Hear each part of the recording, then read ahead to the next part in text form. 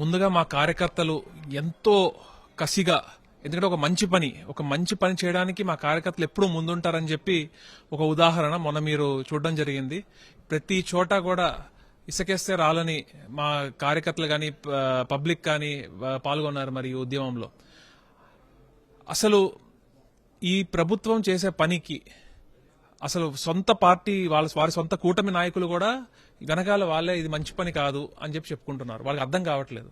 కానీ చంద్రబాబు నాయుడు గారికి మరి ఆయన ఎవరు గైడెన్స్ చేస్తున్నారో కానీ అర్థం కావట్లేదు.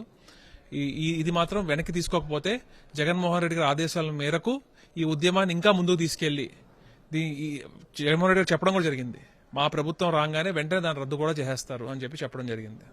పీపీపీతోనైతేనే త్వరగా మెడికల్ కాలేజీలు అందుబాటులోకి వస్తాయి, మెడికల్ సీట్స్ పెరుగుతాయి, మెడికల్ సర్వీసెస్ పెరుగుతాయి, కావాలనే వైఎస్ఆర్సీపీ రాజకీయం చేస్తుందని చంద్రబాబు అంటారు. జగన్మోహన్ రెడ్డి గారు 2 ఏళ్లు కరోనా తీసేస్తే 3 ఏళ్లలో దగ్గర 7 కాలేజీలు స్టార్టింగ్ స్టేజ్కి వచ్చేసినాయి. అంటే క్లాసులు స్టార్ట్ చేసుకోవచ్చు. మా ఏలూరు మెడికల్ కాలేజీలో అయితే 2 బ్యాచ్లు అయిపోయి 3వ బ్యాచ్ కూడా స్టార్ట్ అయిపోయింది.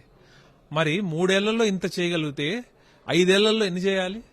అయినా కూడా ఈ పార్టీకి కూటమికి జేబులు నింపుకోవడము, వారి మనుషులు జేబులు నింపడము, ఎమ్మెల్యేలు చూస్తేనేమో దందాలు, సెటిల్మెంట్లు, వీటిల్లో బిజీగా ఉన్నారు. కానీ ప్రజల్ని మాత్రం గాలికి వదిలేశారు.